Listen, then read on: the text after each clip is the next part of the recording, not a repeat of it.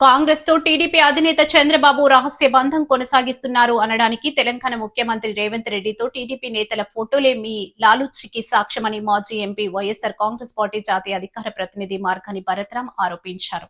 మహిళా బిల్లు సాక్షిగా తెలుగుదేశం పార్టీ కపట బుద్ధి కాంగ్రెస్ పార్టీతో చంద్రబాబు నాయుడు నడుపుతున్న రహస్య లాలూచి రాజకీయాలు దేశ ప్రజల ముందు బట్టబయలయ్యాయని మాజీ ఎంపీ మార్గాడి భరత్ విమర్శించారు.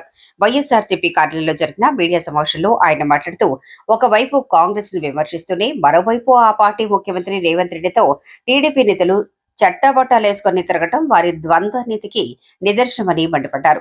టీడీపీ సీనియర్ నేత బుచ్చయ్య చౌదరిపై నిప్పులు చెరుగుతూ ఏళ్ల వయసులో కేవలం మంత్రి పదవి దక్కించుకోవాలనే ఆశతో వైఎస్ జగన్ పై పచ్చి అబద్దాలు ప్రచారం చేయడం దుర్మార్గమని మండిపడ్డారు. పరిటాల రవి, వివేకానందరెడ్డి హత్య కేసులపై బుచ్చయ్య చేస్తున్న వ్యాఖ్యలు ఆయన అజ్ఞానానికి, రాజకీయ దిగజారుడుతనానికి అద్దం పడుతున్నాయని ఎద్దేవా చేశారు. తాను చేసిన అభివృద్ధిపై దమ్ముంటే బహిరంగ చర్చకు రావాలని సవాల్ విసిరారు. రాజమండ్రి ప్రజలు ఆస్వాదిస్తున్నారు కదండి. కంబాల్ చెరువు మేము మా టైంలో డెవలప్ చేసిన దాంట్లో ఒక అద్భుతమైన చెప్పుకోదగ్గ డెవలప్మెంట్ చేసింది మేము. అలాంటి కంబాల్ చెరువుని ఒక్కరోజు కూడా పనిచేయలేదని అంటున్నాడు. ఎంత అన్యాయమో చూడండి. రెండోది సుబ్రహ్మణ్య మైదానం గగ్గోలు పెట్టారు మేము కట్టే టైంలో మొత్తము నాశనం చేసేస్తున్నారని. ఇదే సుబ్రహ్మణ్య మైదానంలో మీ బీజేపీ అధ్యక్షుడు మాధవ్ గారు యొక్క ప్రోగ్రాం పెట్టుకున్నారు.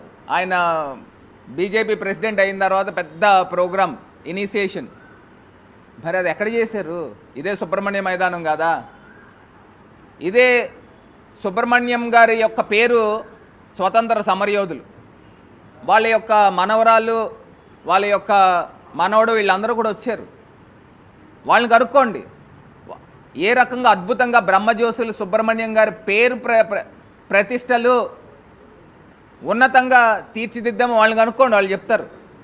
రాజమండ్రి ప్రజలను కనుక్కోండి, అక్కడ పడుకున్న యాచకులను కనుక్కోండి,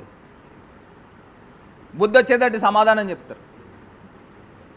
ఇవేమీ కాకోకుండా మనకి నోరుంది కదా అని చెప్పేసి ఈ రకమైన పచ్చి అబద్ధాలు మాట్లాడకండి. ఎందుకంటే మీ పైన రాజమండ్రి 7 సార్లు గెలిపించారు, 7 టర్మ్లు, సీనియర్ మోస్ట్ ఎమ్మెల్యే.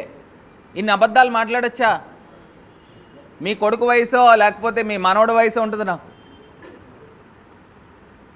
అలాంటిది నా పైన అబద్ధాలు ఆడుతున్నాడు. ఇంత పచ్చి అబద్ధాలా?